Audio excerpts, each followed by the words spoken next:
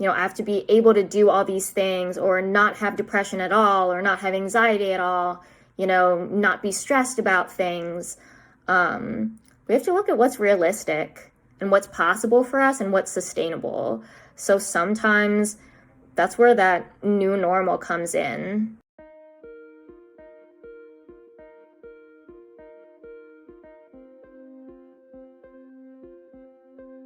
So I'm Taylor Yong. I'm licensed as a licensed social worker in Ohio and an out-of-state telehealth provider for Florida. I have my bachelor's in psychology from the College of Worcester in Ohio, and I have my master's in social work or social administration from Case Western Reserve in Ohio. I worked as a child care worker and life therapist at Safely Home in Ohio, which is a residential facility for teenagers with physical and sexual aggression, as well as behavioral problems and mental health problems. I also currently work full-time as a mental health counselor at Signature Health in Maple Heights of Ohio, it's a community health center. Also currently on the side, I'm an independent contracted psychotherapist at Higher Ground Wellness, which is a virtual group practice where I provide therapy to clients in Florida over telehealth and also to clients in Ohio. My specialties are complex PTSD, so child abuse or neglect in adult, as well as Asian Americans, recovery from narcissistic abuse, perfectionism and high achievers, and adult adoptees. So I think self-healing, I think it's about taking the initiative to work on yourself and address past feelings, past situations that are still causing pain. Specifically, like when it comes to complex PTSD, it's different from other things in that, when it comes to, let's say, depression or anxiety, there's that biological component. There's that part that's in your genes, in your DNA. But with something like complex PTSD, it's more about what happened to you. And so because of that, I think in a way it gives people more hope in that there is something you can do about it, since it's rooted in something that was done to them. So for me and my self-healing, my self-healing journey was pretty complicated and pretty long, and it took a lot of work. It took a lot of support from other people and a lot of self-awareness. So I think for me, when I was going through my self-care journey, my self-healing journey, it was really important for me to have self-awareness and be able to reflect on myself and learn more about myself. Because I think there was a period of time, and even now, that I'm a sensitive person and don't always take criticism well. So I think part of becoming self-aware and reflecting on things is acknowledging when I could have been better or I could have done something in a different way, and to learn how to be kind to myself. Well, first of all, learn how to forgive myself, learn how to be kind to myself, and learn how to put myself first. I had to learn how to establish boundaries, challenge myself, and find a new normal. A lot of the things that I specialize in are things that I have lived experience in. So it took a long time for me to come to terms with what my new normal is, because I was really hard on myself when it comes to even things like depression, anxiety. It was always this push of, oh, well, I should be able to do this, or I used to be able to do this, or, I've been able to do this in the past with no problem. Why am I struggling now? Why can't I do these things? And guilt tripping myself and pushing myself past what was possible for me wasn't helping. And as much as I was stubborn and as much as I was trying to push myself, it really took other people, whether it was like my friends or my therapist, to support me and teach me how to be kind to myself and to readjust my expectations so that it could be more sustainable and I could be in a place where I can get unstuck, basically. Yeah, so in my sessions, I work a lot with CBT, ACT, motivational interviewing, and psychodynamic therapy.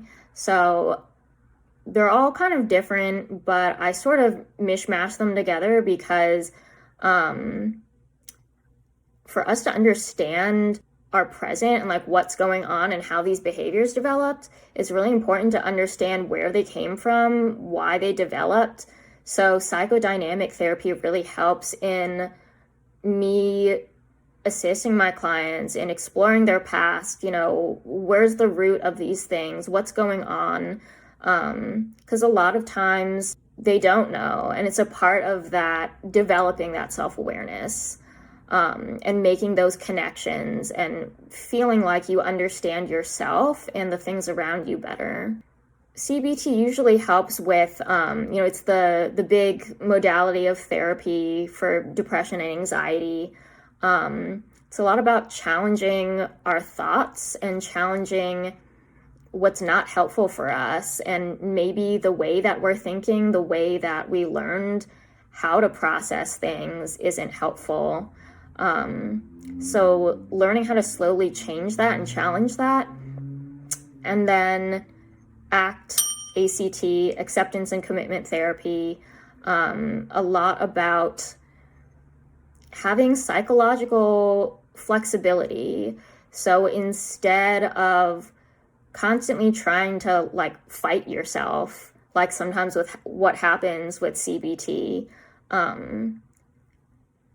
learning how to like give yourself a break and how to get what you really want out of these situations. So, sometimes when we're struggling so hard against something, it ends up becoming like a self-fulfilling prophecy. Like we're so anxious about something and we do all these things to avoid this anxiety or avoid this situation that we just end up making it 10 times worse.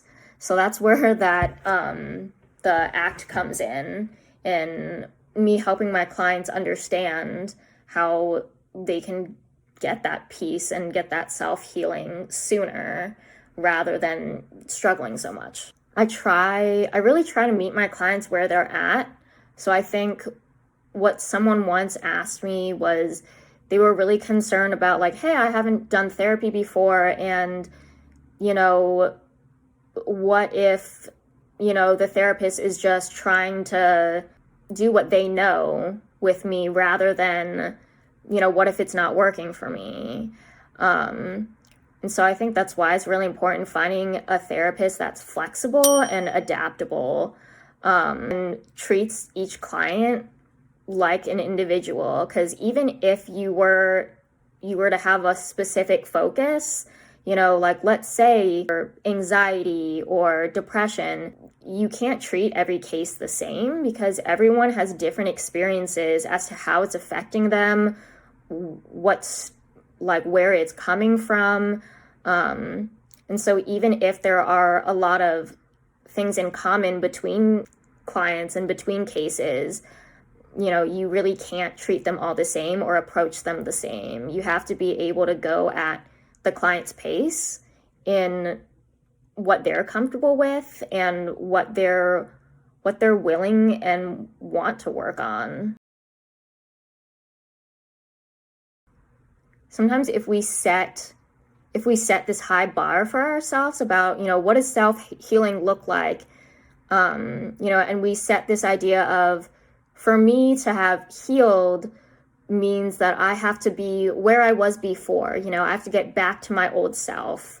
I have to be able to do all these things or not have depression at all or not have anxiety at all. not be stressed about things.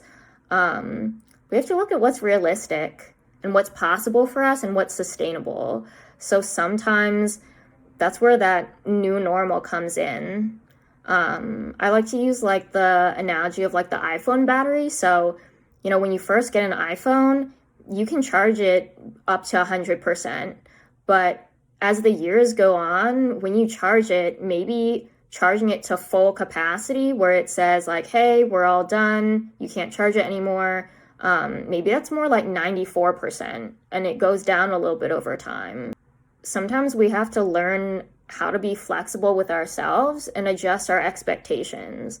So it doesn't mean that we're giving up, and it doesn't mean that we are, lazy or not trying, but it means understanding that we are human.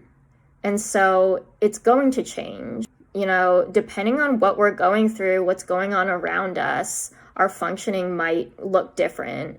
And so it doesn't help when we beat ourselves up about it. I'd say like forgiveness, acceptance, and hope. So having that forgiveness for yourself and learning how to move on as best you can. So in general, I usually tell my clients, I think forgiveness is kind of overrated.